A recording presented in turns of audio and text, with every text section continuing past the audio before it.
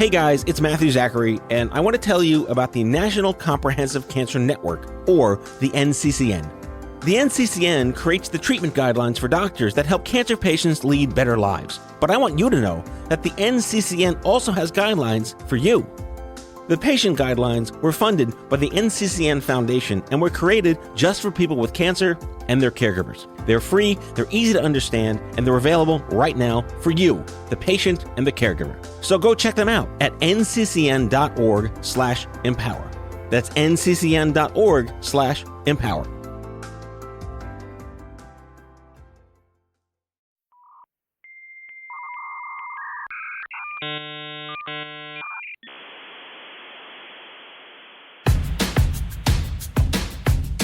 I'm as mad as hell, and I'm not gonna take this anymore! So every now and then I pitched a show idea that's just so incomprehensibly stupefying, I gotta get these people in studio on the show. So joining me today is Jon Nelson, a former healthcare communications specialist, but a mental health advocate because this poor guy, suicidal, has young kids and a family, stumbled upon this incredible new technology that you may know already as the listener, but was new to me, and I want to share it with you. Dr. Helen Mayer is a neurologist and psychiatrist at the Nash Family Center for Advanced Circuit Therapeutics. Yes, you heard that, Circuit Therapeutics. You're going to find out today how this all works, but the gist is they shoved a bunch of magnets and Radio Shack stuff in John's head, and it cured him of his suicidal tendencies. I'm making light of it. I'm making it sound quick and easy. It's not, but it is extraordinary to learn about. Now, in John's case, it was something called major depressive disorder, and despite all sorts of crazy shenanigans, a process called deep brain stimulation became a cure for his hopeless disease. All that and more, so much more. I can't even begin to wrap my head around this technology, this progress, and the hope it gives to millions of people. Enjoy the show.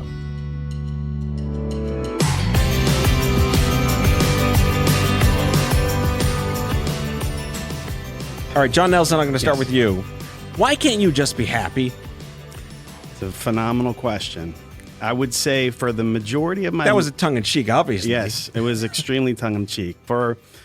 I'd say my entire life, I've been the extroverted, outgoing guy. I've been the guy organizing the parties. People call me the mayor of my town. It's just who I have always been. Externally, I've always been that person, and it's who I am. I'm a people person, right? Unfortunately, I got stricken. Is that the word? Stricken. Yeah. I got stricken with depression. About 10 years ago. And, it didn't wreck the outside of me. And so my happiness on the outside was always there. It was there, and my interior was crumbling. I mean, that was the short version of what the disease started to do to me initially. It's the fabulous invisibility. Dr. Helen Mayer, you've been studying this for a while. And I started my conversation with Jon based on the get over it therapy that life used to be when people just thought you were crazy and things were in your head. What has been your experience for the last couple of years in terms of the awareness that this is a real thing affecting people every day? Well, I've been a neurologist studying depression for about 30 years. And I figured with the first brain scan finding that it's in your brain, it's not in your mind, would be the fast fix to have a change in how people saw this illness as a brain disease and not a weakness of character. And it's 30 years later, and we're still at it, despite the fact that we have pinpoint accuracy to be able to actually unlock a shutdown brain. So when I hear a conversation about, why you're not happy, depression's not about just absence of happy. It's more about you are flooded with negative and you can't move away from it. Right. I'm a fan of history, and I look at progress in cancer treatment from we now call it mental health perspective, but back then it was called rehabilitation and survivorship. And every time we made progress as a society, it revealed this ebb tide. There's more things to do. My question to you, doctor, is, are we more prone to mental health challenges today than ever before, or are we just more aware of it? I vote the second, and I think the data really supports it. Take out the stressor of 2019, 2020. Why, something happened? So I heard something happened. Okay. I was holed up on the space station and actually, That might have been the best place to be, by the way. well, it felt like Did it. the ISS get COVID? So I'm going to research that. Go on. no, I think the big thing is that when you look at the numbers over time, that the numbers have always been there in the literature, but that we actually are more aware and that actually people come to be able to talk about it in a way that they couldn't. In the same way, people talk about colon cancer and there's ads with a little guy telling you to go get your colonoscopy or get that tested in a way that nobody would talk about it. So I think public awareness has changed things. Is it, I feel like it's easy to just say that, when things were, quote, simpler. There was never really simple. Like, everyone's like, the 80s were so much better. Yeah, for simple toys and Toys R Us commercials. But global thermonuclear war was a real thing. Yeah. Hiding under your desk under wood is really going to save your life from a nuclear bomb. Yeah. So do we have different stimuli today, or is the frenetic nature of media and the internet and social media, has that just changed the way our species absorbs, stimulus? Well, I think, this is a bigger meta question is, A, what is depression versus what is stress? There's a big D and there's a little d in some ways. And they're not the same thing, but the word has been co-opted to mean a lot of things. And I think because the society is stressed, we have lots of ways we communicate that stress all the time, that it smears into what is lack of satisfaction with one hopes and predicts that you're able to do versus what is being hijacked by your own brain so that no matter what it is you want to do and what you could be able to do, you can't.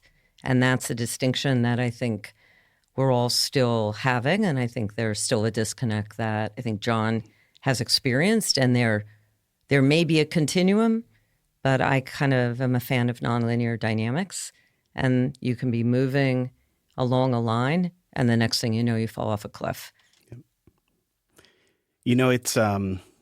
It's been an amazing ride for me through this journey.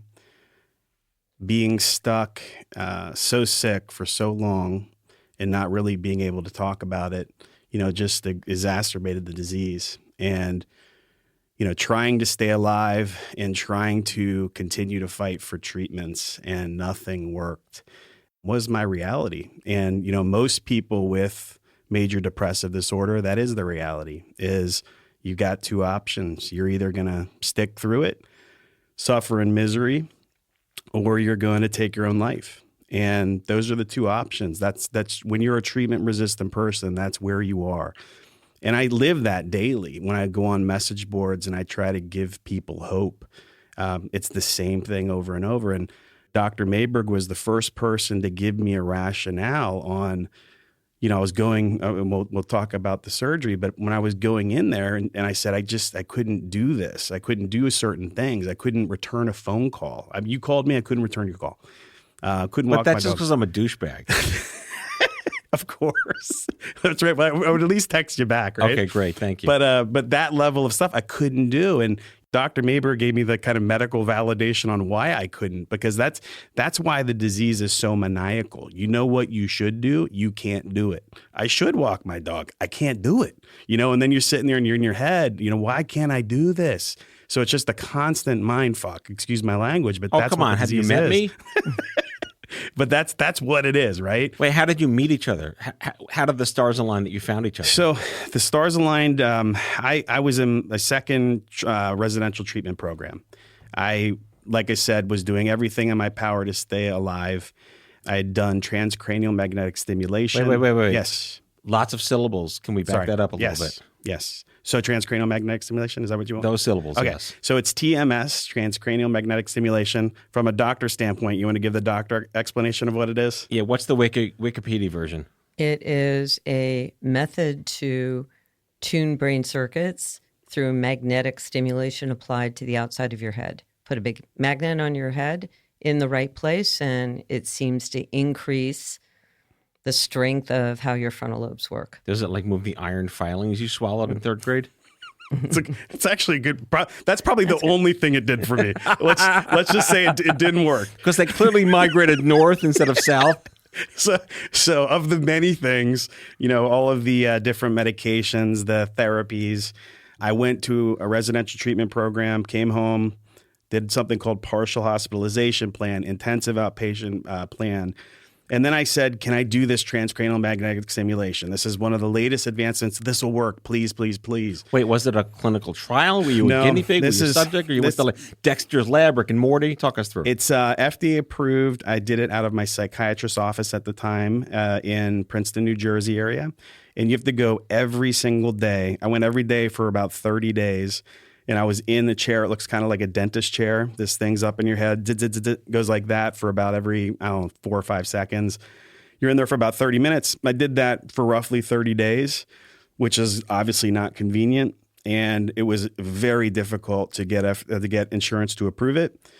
Well, wait, hang on. Let's discuss that. Yeah. Insurance fuckery is the endless common theme of everything I talk about and everyone on the show. Did you even have insurance? What was your plan back then? So I have, and that's the most amazing part of this entire experience for me is I am lucky and blessed to have what you would consider to be some of the best insurance out there, right? And it was horrific. The whole process was horrible. And so when you're constantly wanting to die every single day and you're trying to stay alive and you're submitting claims to get TMS, transcranial magnetic stimulation, and they get the letters back constantly that say it's not medically necessary for you, you want to throw somebody through a wall because you're basically, the insurance company is essentially saying, we want you to die because that's the option. Well, right? That's their job. Right. Well, it is 100% proof in this spot. And it was infuriating. And so I think that was the hardest part for me is I was so sick and I was pissed all the time because I'm getting this insurance denial. And then I'm pissed about the stigma, right? Like I can't be open up about this because people will judge it. They don't get it. And, my journey quickly to how we met was TMS failed. Once again, I go back to another residential treatment facility about a year after that. And I come out of that. My father is an amazing man, fortunate that he does neurosurgery and he researched a lot of different things that were out there, and deep brain stimulation being one. And he figured out through a friend of his, Dr. Capel, who's the neurosurgeon at Mount Sinai, was the neurosurgeon as part of this trial, made a call to kind of just speak to him about the trial.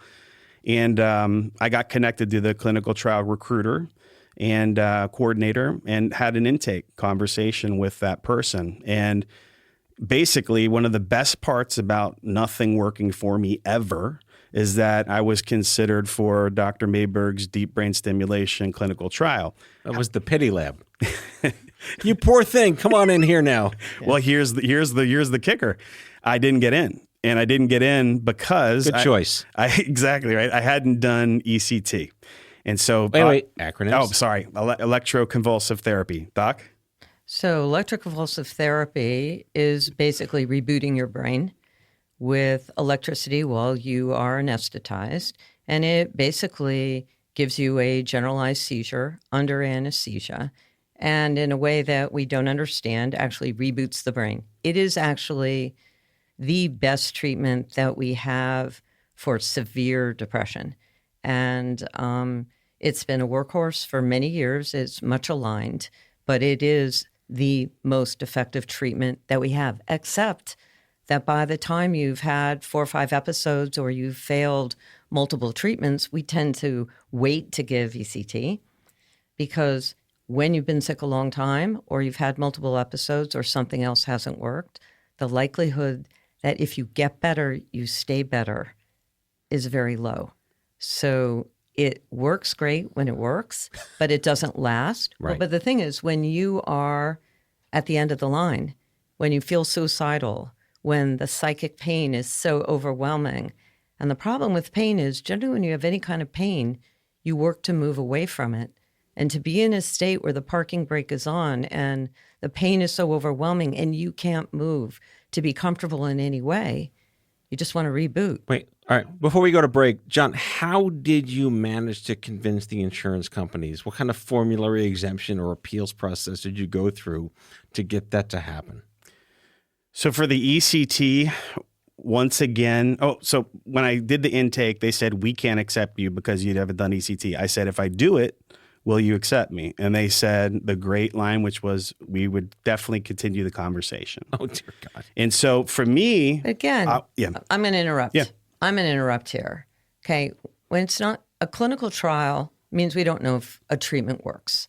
And when you're an extremist, it's very, very important not to have therapeutic misconception that when you are desperate and you have no options, that this seems like an option that'll work for you.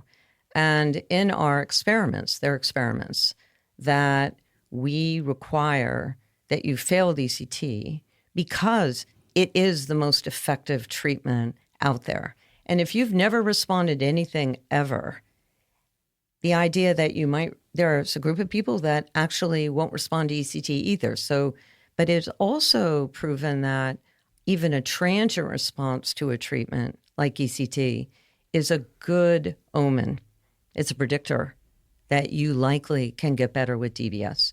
So it becomes a way in the absence of us having a map to say, your brain map says you need X or you need Y. In the absence of that, in this treatment-resistant state, having people have tried ECT has been important. And we're changing our attitude about it as we understand what we're doing. But at the time Jon was operated on, that's our criteria. And we have to have permission to do our studies with the FDA. We can't be late no matter how we know by intuition what we think is going to happen with the patient. So let's take a quick break. Who's going to sponsor the commercials? The Happy Pill, the Chill Pill. Remember the Chill Pill? I do. The 80s presents the Chill Pill. We'll be right back. I do.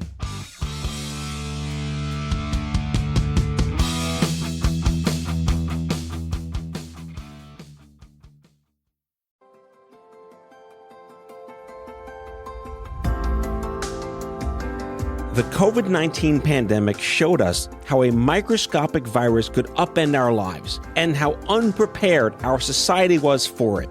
There's so much more out there that we need to understand, which is why I recommend subscribing to Crooked Media's America Dissected, hosted by former Detroit Health Commissioner Dr. Abdul El Sayed. Each week, Dr. El Sayed sits down with doctors, scientists, culture makers, and policy leaders to ask questions like, how could new genetic discoveries change our relationship with our own genes? How could addiction to social media change our brains? Or how even climate change could make the next major pandemic more likely? To hear discussions on these topics and more, check out America Dissected from Crooked Media. New episodes drop every Tuesday. Listen on Apple Podcasts, Spotify, or wherever you get your podcasts. It's easy to grow more vibrant plants. Just feed them with Miracle Grow Shake and Feed. Shake a little around your plants once every 3 months and you're good. That's all you need to know. Not even sure what to talk about for the rest of this commercial. I guess I could list off my favourite plants. The weeping fig, honeysuckles, any kind of fern, I'm a sucker for a fern. Spider plants, roses, classic. Oh wait, I forgot to have to say the slogan too. Miracle Grow, all you need to know to grow.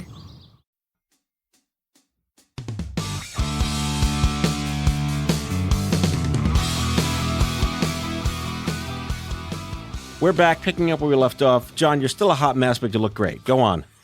So, thanks, man. So knowing that I had to do ECT was phenomenal for me to find out because I knew there was one more inclusion criteria that I had to get past, right?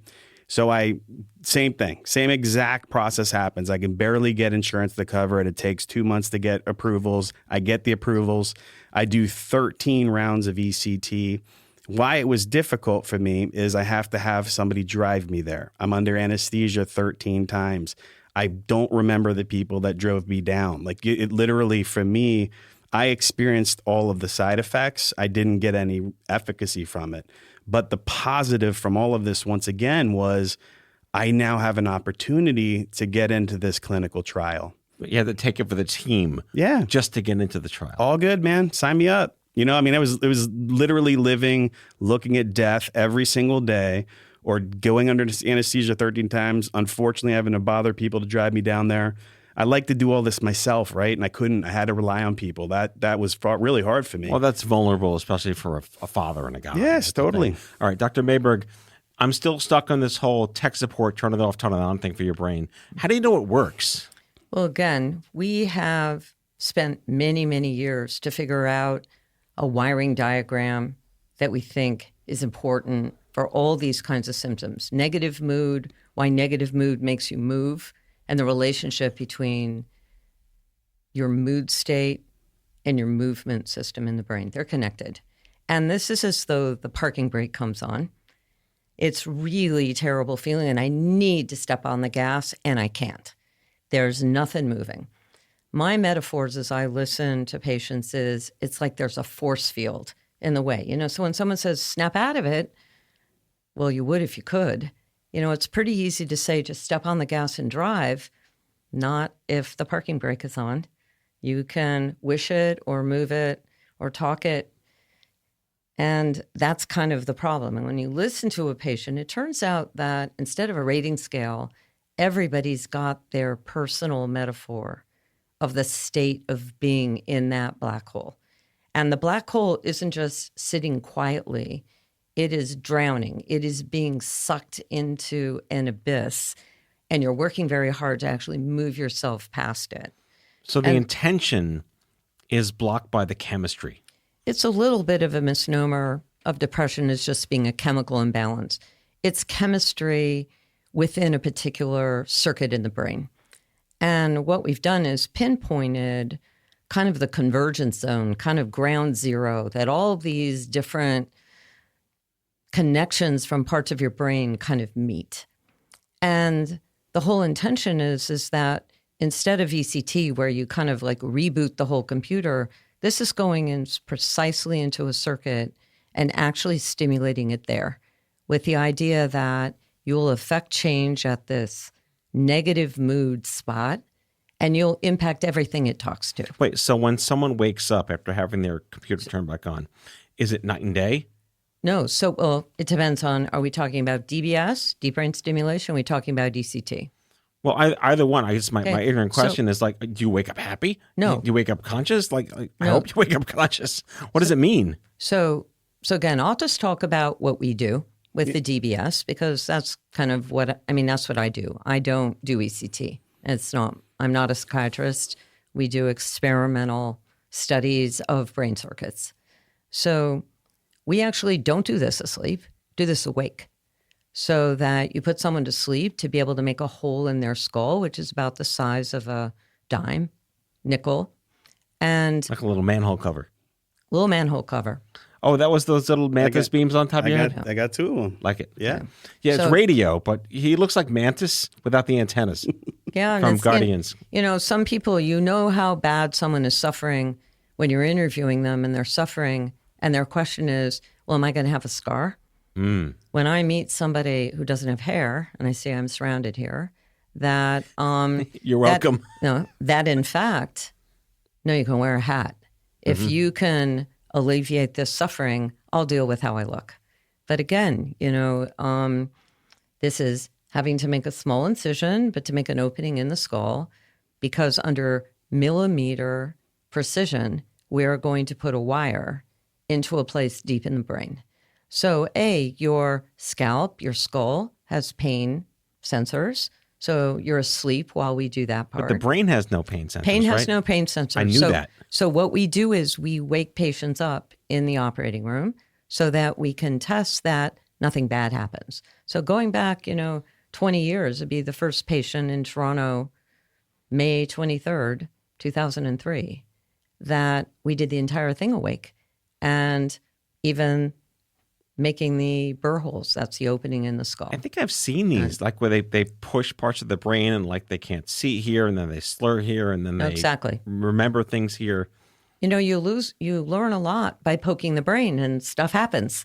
And some of it's good, some of it's bad when you have to take sections of brain out because there's a tumor, as you know, or there's blood, from a hemorrhage, that you're always balancing taking care of the problem and not doing harm. And it's never good to go into somebody's brain. Nobody wants anybody going into someone's brain. And if you're going to go in, you want to do. There's a skull for a reason.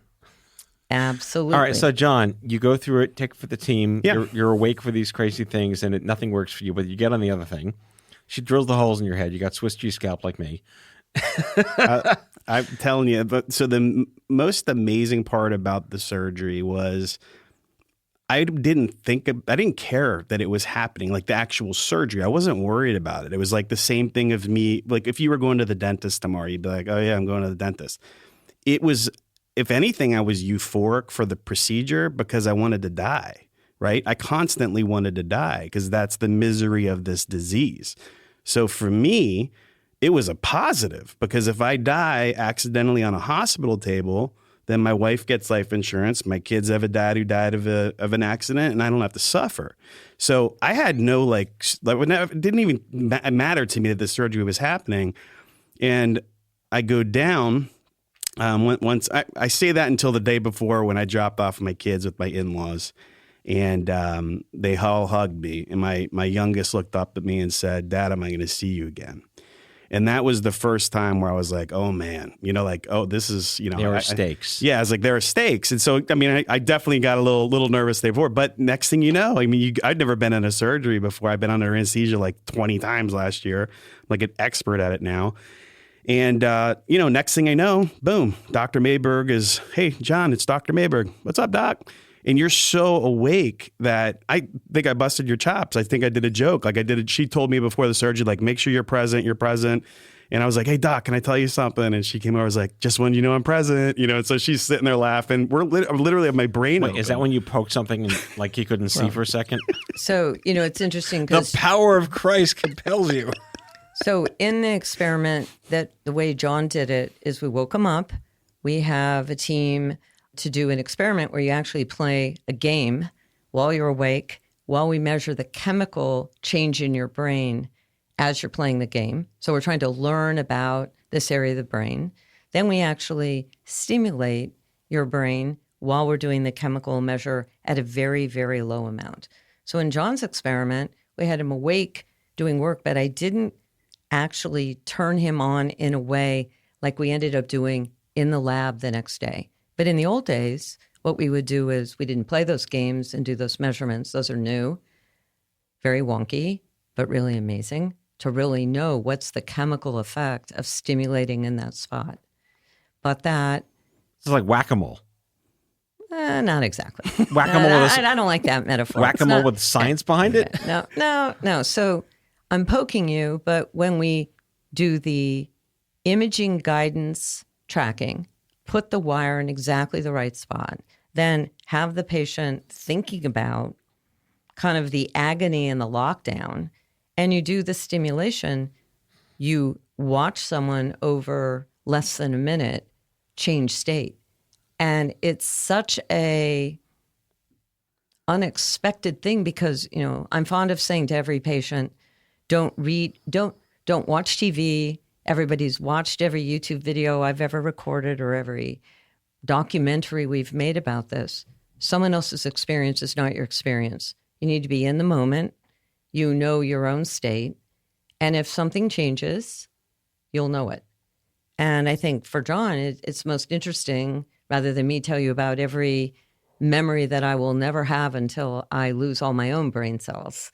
The experience for every patient is something you can't describe. And even as the doctor watching it, when you're worried for every patient, is it going to happen? Well, it happens. And I think that John should tell you his experience in the lab where we didn't turn him on in the OR. We brought him to the lab, had everything recording his brain. And actually the first time we turned him on was in our lab. Yeah, and they do, like during the surgery, you do a CAT scan too, right? So yeah, there's a machine in the operating room. Dr. Capel has a way to know exactly where he is in the brain by what's called an O-arm. And it's like a poor man's CAT scan. So it's this big procedure, and I wake up, I do the video game as she's saying, and you're so awake and so vivid. I actually hear them talking about Dr. Capel, the placement of where they're doing the electrodes, I was completely like I was just hanging out here with you guys. I wake up after the surgery. I get an x-ray, go up to my room. Maybe it's probably 8 hours was the whole procedure. Slept, woke up. I felt like I had a hangover. That was it. I was discharged around 9 o'clock in the morning, and I went up to the 10th floor to meet Dr. Mayberg and all of her colleagues. And it was an incredible experience. I'd never slept in a hospital room, so it was quite a bad night of sleep for me. But it didn't matter, you know. They don't have the Marriott mattresses. No Marriott, no heavenly beds, as I say, right? But it was so one of the things that I told Dr. Mayberg that I couldn't do, that two things that were just frustrating for me is, you know, I couldn't walk my dog. Like, how can I not walk my dog? Like, it's a walk around the block, man. You know what I mean? Like, I'm not saying I got to go out for miles. I couldn't do it, you know? And the other thing too is, you know, my lovely daughter, who is very lucky, came with me today. She was born out in San Francisco. And one of the great parts about San Francisco was the IPA, the tacos. I can go on and on and on. But the fires, we used to have fire pits all the time, man. Like if you were out there, you'd roll over with a 6-pack Anchor Steam. You have a fire with your buds all the time. I call it fat dude weather out there. You never sweat. It was incredible. And I built this dope fire pit at our house. I haven't had fire for 2 years. I haven't had anybody over for 2 years. Can't do it, you know? And so when she turned on the electrodes the next day, and she can go over the technical parts of how it happened, but she ultimately was Dr. Mayberg and I in the lab, a lot of researchers and people helping with this, but and you have to correct me if I'm wrong, but each electrode would get turned on, and she'd ask me a very simple question, which was, do you feel like you can walk your dog now?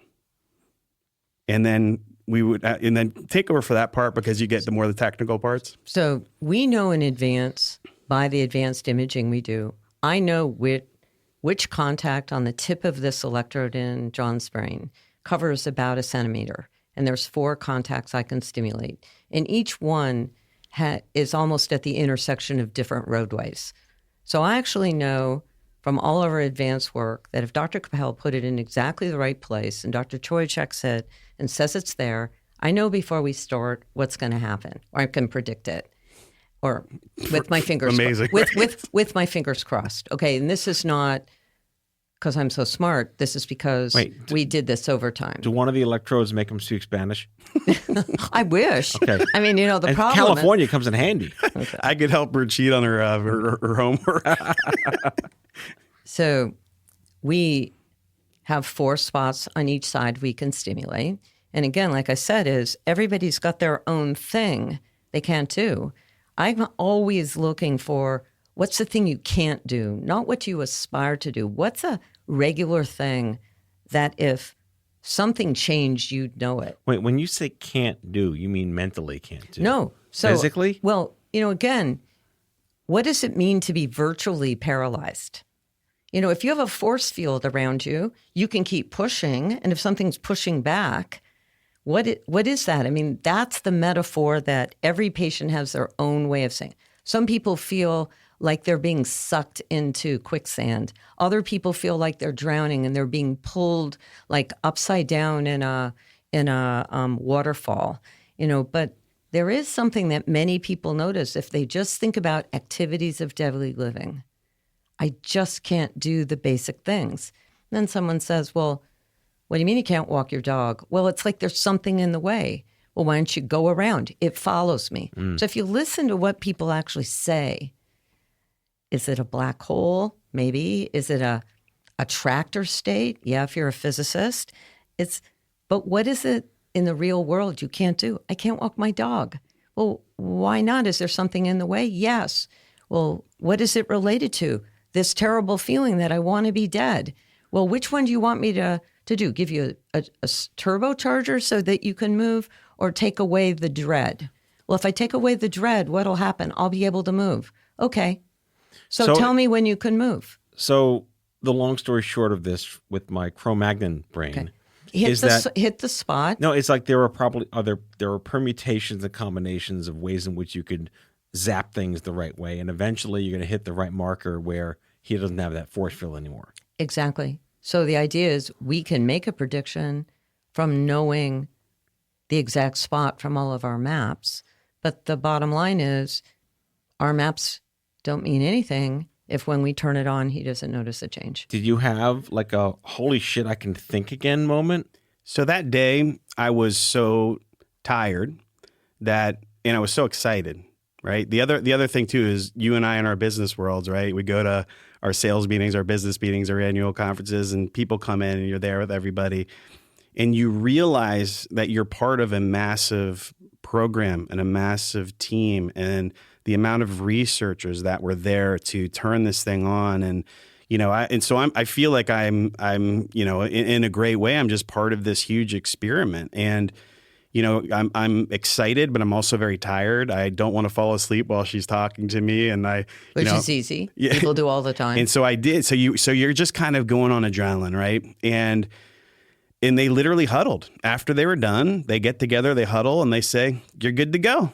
Get out of here." And it's on, it's working. And I'm just excited at that point to see my wife and my father and give them great hugs and jump in the car. And nothing like coming off an 8-hour brain surgery and dealing with Manhattan traffic, getting home to Pennsylvania.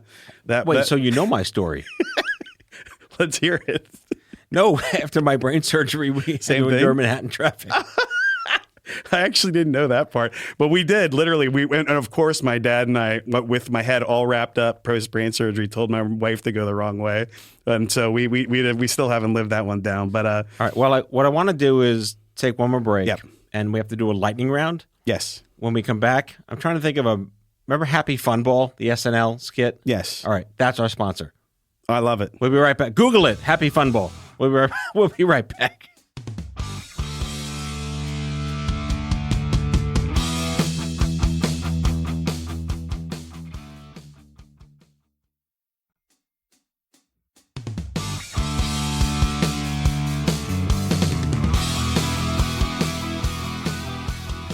All right, Happy Fun Ball. Hope you guys enjoyed Googling Happy Fun Ball. We're back. Jon, lightning round.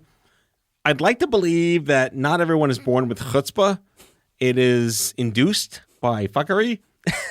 And we have a lot of common threads in terms of what we went through.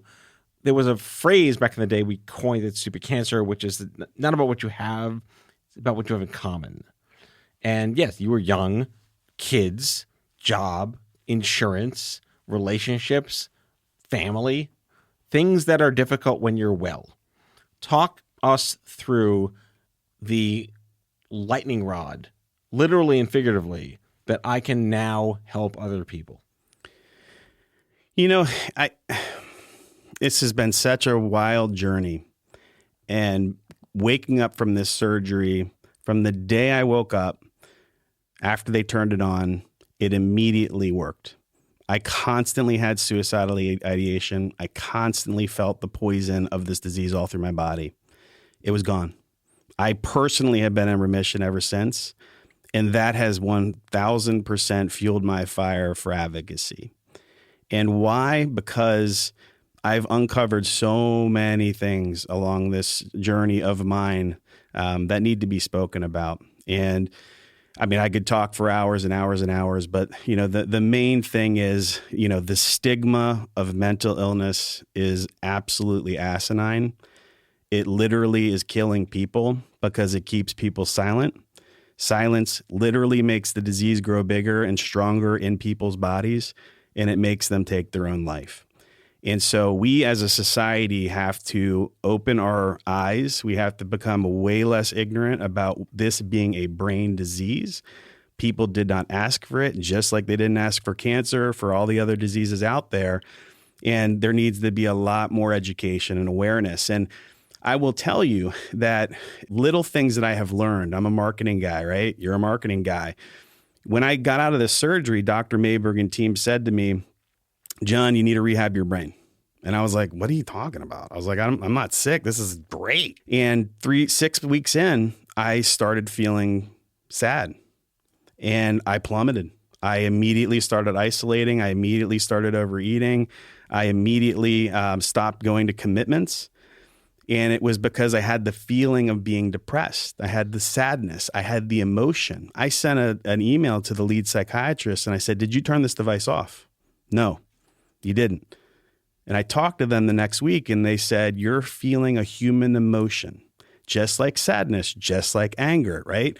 Just like happiness. They come and they go from your body. And that was an epiphany for me. It was like, oh, that's why there's confusion in society. The name, right? Everybody's had a feeling of being depressed before. That's the emotion, right? It comes and it goes just like the other ones. That's, let's say, on a 2 out of 10 scale, right? The disease of depression for me was at a 9.9 and it never, ever, ever leaves your body. That's the difference between the disease and the emotion. So just being able to talk to people in real life and let them know that, you know, these minor insights that I've taken away that I think are going to make a big impact out there, I just want people to know that it's a disease. You know, you did not ask for this. There is hope. That's the biggest thing too, is, you know, with what Dr. Mayberg and her team are doing, if you're somebody who suffers, like I said at the beginning, you have 2 options: suffer for life or die. Like, that's it. Those are your options. And, you know, there is a potential, hopefully in the very near future, that this is something that can be out there and applicable for folks with treatment-resistant depression. And it's just been an amazing to be a part of this ride. My pop culture response is when Neo in The Matrix was plucked out, he said, "My eyes hurt." And Morpheus said, "You've never used them." Dr. Mayberg, with your science hat on, your research hat on, and your human hat on, what is it like to see Jon today and how all your hard work and your team's hard work has produced a human that is vastly different in the best ways from who he was before he knew you? So I think as a humanist and a doctor, what I can reduce down what we do is we fix the brain and I return it to its owner. We don't make him somebody who he wasn't. We don't change someone's basic essence. We return you to yourself. If you have the personality, the intentionality of someone, as I've learned to watch Jon, all I've done is taken the parking brake off and gotten out of the way. And that what has been the learning curve for me as a scientist, for my team, is actually, now that we've worked out, 30 years of work on the details, we do the surgery and the rest is rehab.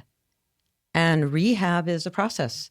If you've been in a pit a long time, you come out of the hole, the light is on, and you have to figure out you're lost. You got to figure out where you are. Emotions feel different. You got to repopulate your entire emotional bandwidth and then figure out what I'm going to do, because you can do whatever you want. So, I want to make a point about, advocacy.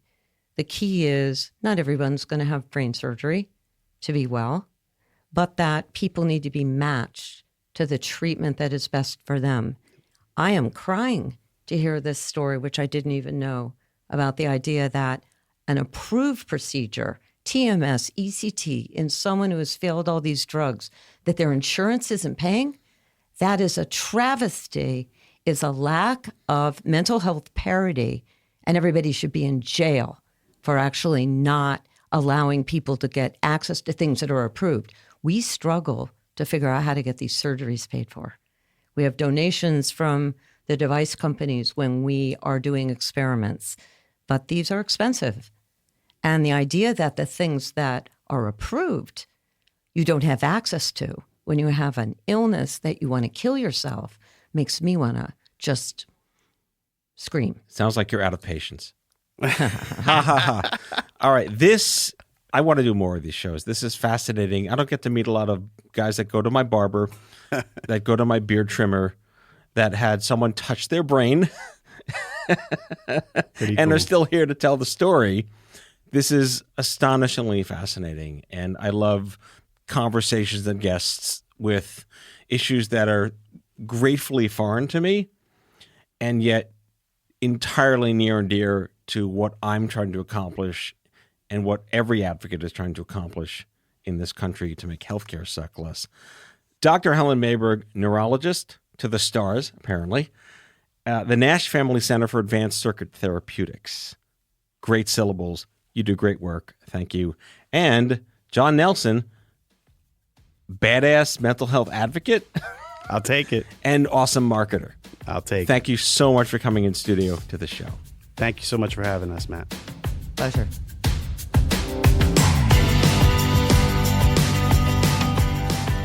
Out of Patience with Matthew Zachary is an OffScrip Health production. The executive producers are Matthew Zachary and Andrew McDowell. It's mixed and edited by Kyle Moore. If you like the show, ratings and reviews are always welcome. Leave us a message anytime at 855-AUDIO-66. That's 855-AUDIO-66 to share your healthcare shitness with us, and we might just play them on the air on a future episode. For more information about this show and OffScrip Health, visit offscrip.com. That's offscrip, no T.com.